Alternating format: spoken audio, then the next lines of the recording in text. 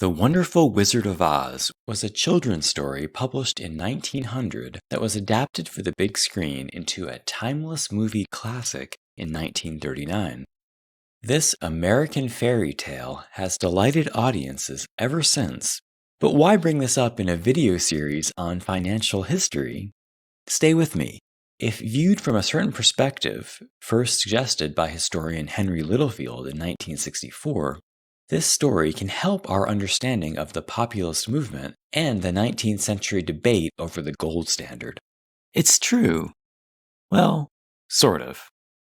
While author L. Frank Baum has denied any link to contemporary politics in his children's tale, I invite you to take this perspective anyway, at least for the next 30 minutes or so.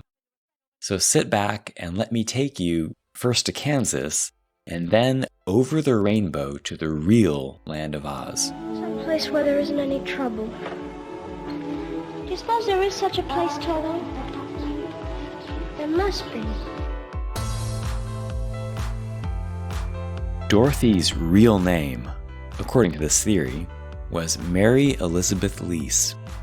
She lived in Wichita, Kansas, where she fought for women's suffrage, economic justice, and temperance. She was active in both the Knights of Labor and the Farmers' Alliance, as well as the Socialist, Labor, and Populist parties. Wall Street owns the country. It is no longer a government of the people, by the people, and for the people, but a government of Wall Street, by Wall Street, and for Wall Street. She was a powerful speaker who worked tirelessly to build support for the People's Party among Midwestern farmers who were suffering through very difficult times.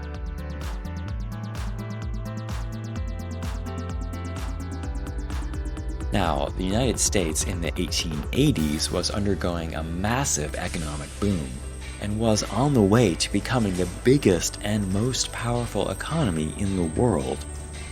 This did eventually help to improve the lives of most regular people. But there had been an inadequate and inflexible amount of money in circulation ever since the establishment of the national banking system after the Civil War. As the economy grew and the money supply failed to keep up, the American people would feel the effects of something called deflation, which is the opposite of inflation. During times of deflation, the value of the dollar goes up and prices go down. Sounds great, but it's actually pretty devastating. Let's take the example of wheat prices. Wheat was $2.95 a bushel in 1866, but only $1.40 in 1875. It would keep dropping until 1894, when it sold for just 56 cents a bushel. This had a direct and massive impact on farmers' incomes. Even worse, most farmers in this period were heavily in debt with mortgages and from buying farm machinery, which greatly increased output, but was another reason for the collapse of farm prices. During deflationary times, any money they had in savings would get more valuable. But farmers didn't have savings, they had debt. And that debt would grow more and more burdensome while their income was collapsing. So no, the 1880s was not farmers' best decade ever. We went to work and plowed and planted. We raised the big crop that they told us to. And what came of it? 8-cent corn, 10-cent oats, 2-cent beef, and no price at all for butter and eggs. The politicians said we suffered from overproduction. Overproduction, when 10,000 little children starve to death every year in the United States, and over 100,000 shopgirls in New York are forced to sell their virtue for the bread their niggardly wages deny them. We want money, land, and transportation. We want the abolition of the national banks, and we want the power to make loans direct from the government. We want the foreclosure system wiped out. Farmers in the cash-starved Midwest had to pay interest rates around 10% on loans with equally high bank fees. And that's when they could get a loan. The national banking system was designed not for their needs, but for the needs of Eastern merchants. The major expense most farmers had was to buy their land, but national banks were prohibited from offering mortgages. This left an opening for the old state banking system, which wasn't completely gone yet, and it gained new life offering mortgages. But that didn't completely solve the economic woes Midwestern farmers had. They also struggled under the thumb of the railroad monopolies, who they relied on to transport their goods to the rest of the nation. Railroad fees were often different depending on the type of good being shipped, which farmers thought was discriminatory. The rates could also be changed right up until the last minute. Have a big shipment of perishable goods? The price might suddenly go up on you, and you'd have no choice but to pay it. Still, Western farmers were better off than those in the South. Southern black farmers in particular often found themselves exploited by something called the crop lien system, which charged them outrageously high interest rates. Due to a severe lack of currency in the South, merchants who sold to farmers, white or black, would charge two prices, one for cash and one much higher for credit. Farmers at the start of the growing season who needed supplies but found themselves without the cash had no choice but to offer their entire year's crop to this merchant, who was known as the furnishing man, or simply the man. This merchant would charge them the higher credit price, of course, but on top of that, unbelievable interest rates ranging from 50, 100, to as high as 200% interest. Yet the farmers, many of whom were illiterate, weren't even told the interest rate, and they weren't given receipts. They would only know at the end of the year if their crop paid out or not. If not, they'd be stuck on the crop lien again for another year. This is a form of debt peonage that few ever escaped. The Scarecrow might be uneducated, but when Dorothy asked if he wanted to go with her, it didn't take him long to decide. He would follow her all the way to where the Golden Road ends. This is a march on Washington. Back in the Greenback era, which we discussed last episode, it wasn't farmers but workers and labor organizers who had provided the theory and most of the policy goals for the Farmer-Labor Coalition. This time around, it was farmers getting organized first, and the Farmers Alliance, which had been something of a mutual aid association, started to get political. They began to look for allies, remembering the people's coalitions of years past. But try as they might to reach out, very few labor groups would join them. Why? What happened to the workers?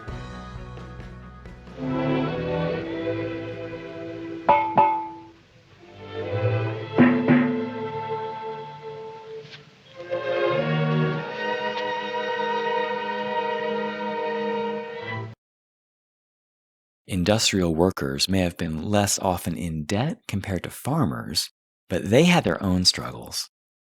Gone were the days of small, traditional workshops where their grandfathers worked in dignity and with autonomy. The Gilded Age saw the rise of truly large corporations, starting with the railroads and eventually expanding to other industries as the pace of corporate consolidation picked up steam. The average small workshop couldn't compete in this new industrial-scale economy, and many were forced to start working for a wage, some perhaps for the first time. Working hours were long, with 10, 12, or 14-hour days being common. Most worked 6 or even 7 days a week just to make ends meet. Working conditions were very dangerous, but the worst part for many was the feeling that they weren't in control of their own lives, that they weren't even human, like heartless cogs in the machine of capitalism. Beautiful! What a nickel! It's empty. The tinsmith forgot to give me a heart. Railroad workers in particular began to realize that they were being exploited. They had very low pay, which often came late, or in the form of not actual cash but scrip only usable at company stores. They had dangerous working conditions with no insurance if they lost a finger or a hand, which was a common injury among railroad brakemen in particular. So, when the Baltimore and Ohio Railroad cut wages by 10% in 1873, workers complained but felt they were powerless to fight this massive corporation. Then they cut wages again in 1876 and announced another 10% cut on July 16, 1877. Stunned workers stood in the rail yard in Martinsburg, West Virginia, looking at each other in disbelief as they counted their wages. Suddenly, the crew manning one train just got up and left. Other workers spontaneously announced that the yard was shutting down. They uncoupled trains so they couldn't be moved, and stopped replacement workers from entering the yard when their bosses started realizing what was going on. Police quickly showed up and tried to make some arrests, but they were surrounded by striking workers and were forced to give up that idea. The local militia came out the next day. They got to work hitching back up the train cars until they too were surrounded. The militia pointed their rifles at the workers and ordered them to move, but the workers refused. One even drew a pistol and fired at the militia. The militia returned fire, striking him dead. But no one fled, and more workers started gathering. Some of the militiamen knew these workers. Some were even friends. So they didn't want to start a fight. The militia eventually left. That's when the B&O Railroad demanded that federal troops intervene and take their side in this dispute. They sent a telegram to President Hayes, talking up the railway's importance to the nation. This great national highway can only be restored for public use by the interposition of U.S. forces. As they were asking for help, the strike had already spread to the Pennsylvania Railroad and then across the entire country. America's rail network ground to a halt. The strike spread to other industries too, with miners, longshoremen, carpenters, mechanics, and textile workers all leaving their jobs in solidarity. This sparked fears of a potential communist uprising that gripped the upper classes. Capitalism wasn't even a century old yet in the US, but it seemed to some that its last days had arrived. So what was their solution to stabilize capitalism? President Hayes sent in the army armed with bayonets, artillery, and a Gatling gun. These federal troops didn't know any of the workers personally, so they went efficiently from city to city, squashing the strikes and putting out the fires. They killed an estimated 100 people and wounded thousands more in the bloody street fighting.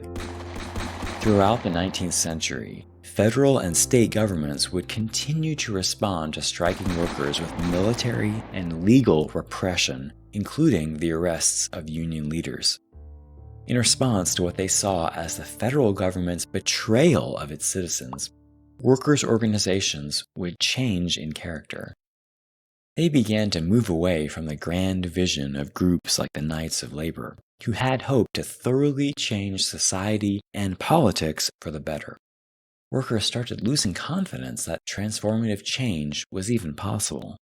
In their place, a more pragmatic group called the American Federation of Labor grew to become the largest U.S. labor organization in the late 1880s. The AFL, led by Samuel Gompers, was much less interested in politics than were the Knights of Labor of the 1870s and 80s, or the National Labor Union of the 1860s, who they replaced. According to labor historian Philip Dray, Gompers' group harbored no illusions about shaping a new world more favorable to the proletariat. It focused instead on wages, hours, and working conditions, fighting for these goals within the industrial status quo. It followed a philosophy that many workers found reassuring, one based upon wage consciousness rather than class consciousness, with no idea of trying to change the economic system, let alone seeking to overthrow it. By the mid-1890s, most workers had become tired of fighting and seeing their friends die or be arrested. On the other hand, some groups went in the opposite direction. They became radicalized and even more committed to revolution. But many of them had also stopped seeing electoral politics as a meaningful way forward.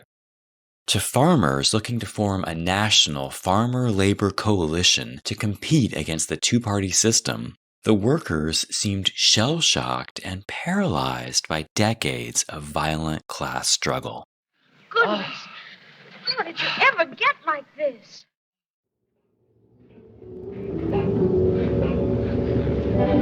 Wait a minute, fellas. I was just thinking. I really don't want to see the wizard this much. I better wait for you outside. Last episode, we talked about how politicians in the Greenback era would waffle on the issue of currency reform, refusing to either fully back the reforms or to fully back away from them. This unfortunate tendency of politicians continued to irk populists into the Gilded Age. These elected officials are the respected leaders of our communities, so why are they so scared to stand up for us? Why, you're nothing but a great big coward. Since the failure of the Greenback movement, currency reformers had begun to focus on silver as a way to fight back against the deflationary tide of this era. Silver had been officially demonetized in 1873, meaning it was no longer possible to take silver ore to the US Mint and have it turned into coins. The reason for this was perfectly sensible. First of all, the rest of the world was doing it. All major countries had already adopted the gold standard following Britain and Germany's lead. More to the point, bimetallism had never really worked in the US. One metal or the other was always slightly over or undervalued. That led to the more valuable coins vanishing from circulation as they were hoarded or melted down. So when Congress demonetized silver in 1873, the move wasn't even controversial because there were hardly any silver dollars left in circulation. The lack of congressional debate at the time on what later seemed to some people like a very important issue led to some conspiratorial thinking taking root. That year's Coinage Act, a completely unremarkable piece of legislation, somehow became known as the Crime of 73. People thought Congress had been bribed by a cabal of globalist Jewish bankers, and that's why they passed it. Of course, what other reason could there have been? Do I have to say this? That's not true. That's anti-Semitic. But anyway, free silver became a rallying cry and the focus of the people's movement to put a stop to deflation and to get more money in circulation. In response to their advocacy, our very brave politicians rushed to do what they do best. They'd waffle. In 1878, as the Treasury was preparing for resumption of the gold standard, Congress passed the Bland-Allison Act, which remonetized silver and required the Treasury to buy at least $2 million in silver ore every month from Western mines. Pick a direction and stick with it? This act pleased nobody. The silver movement wanted unlimited coinage of silver, much more than $2 million a month. And the gold standard folks were livid. Actually, one group did like the bill. Western silver mine owners. By this point, silver production was going through the roof, and they needed somewhere to offload all the ore. These mine owners kept lobbying Congress every year, and they got a stronger version passed in 1890 called the Sherman Silver Purchase Act. It was a big gift to mine owners, but still far from the free and unlimited coinage of silver that the movement wanted. Back in the Midwest, organizers with the Farmers Alliance had been traveling the South and West for years on a campaign of mutual aid and political education. After years of hearing Alliance speakers and talking with their neighbors about the issues, Western farmers were finally ready to break with the Democratic Party.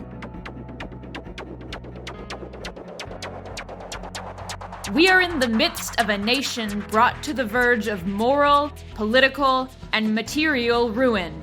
The newspapers are muzzled, public opinion silenced, business prostrate, our homes covered with mortgages, labor impoverished, and the land concentrating in the hands of capitalists. The fruits of the toil of millions are boldly stolen to build up colossal fortunes unprecedented in the history of the world, while their possessors despise the Republic and endanger liberty. The controlling influences dominating the old political parties have allowed the existing dreadful conditions to develop without serious effort to restrain or prevent them.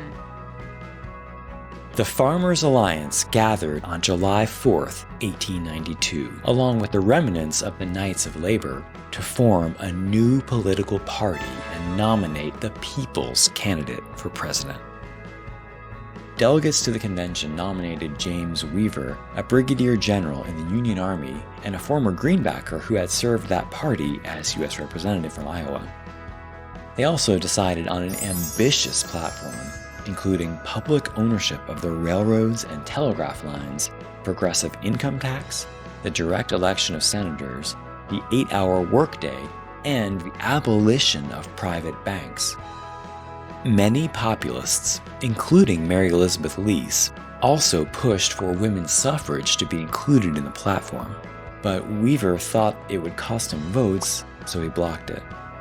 But the most popular plank of the platform was, of course, the free and unlimited coinage of silver. Some populists even wanted the People's Party to run on this issue alone. They saw silver as their last chance for relief from the crushing deflation of this period. Dorothy's ruby slippers were actually silver in the original book.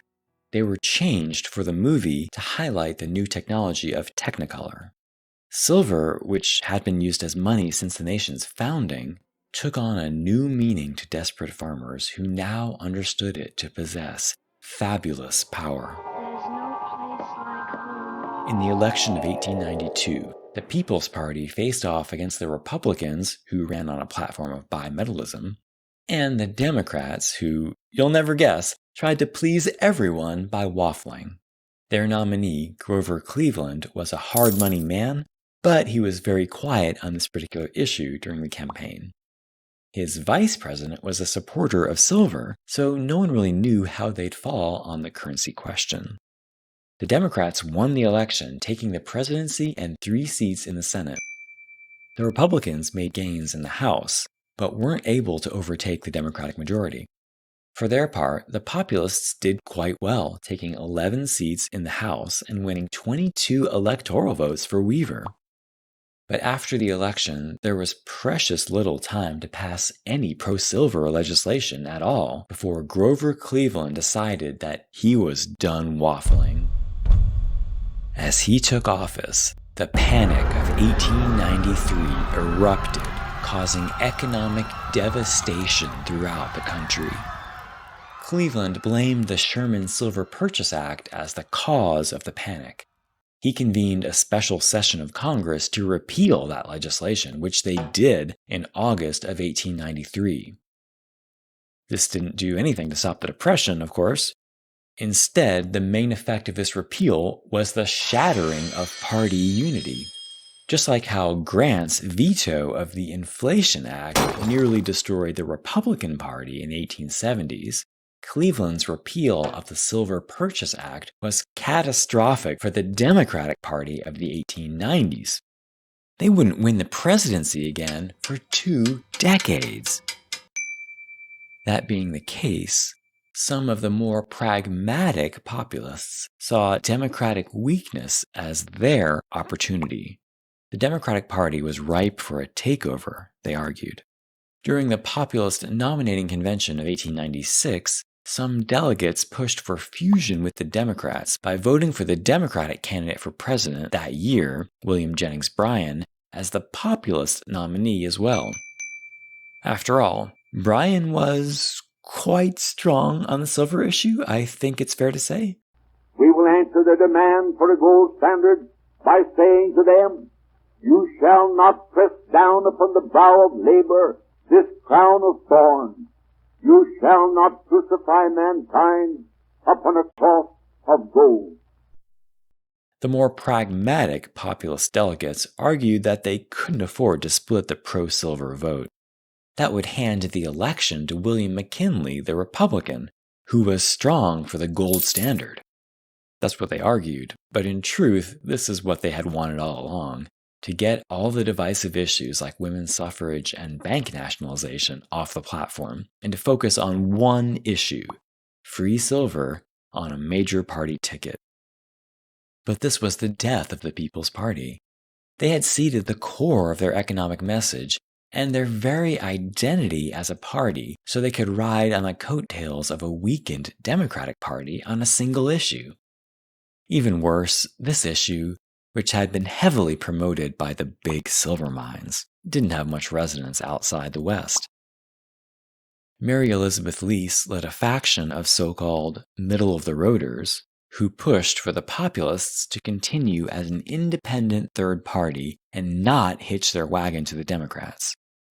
They wanted issues like women's suffrage, voting reform, and the core of the populist economic message, including the abolition of banks and the 8-hour workday, to get top billing on the party's platform. Losing this fight, Lease left the Populist Party. And after their defeat in the election of 1896, many farmers and workers would join her, leaving the Democratic Party as well. Voter participation in U.S. elections plummeted after 1896. But I don't mean for this to be a sad story. You should know that in coming decades, the cause of the People's Party would finally succeed. And I'm not talking about free silver. Years later, Lease reflected on her life's work. In these later years, I have seen that my work in the good old populist days was not in vain. The Progressive Party has adopted our platform clause for clause, plank by plank. Direct election of senators is assured. Public utilities are gradually being removed from the hands of the few and placed under the control of the people who use them. Women's suffrage is now a national issue. The seed we sowed out in Kansas did not fall on barren ground.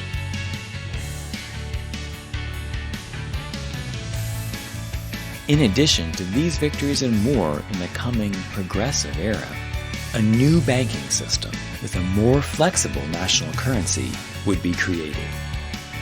But that's another story. Please join me next episode to learn about the Federal Reserve.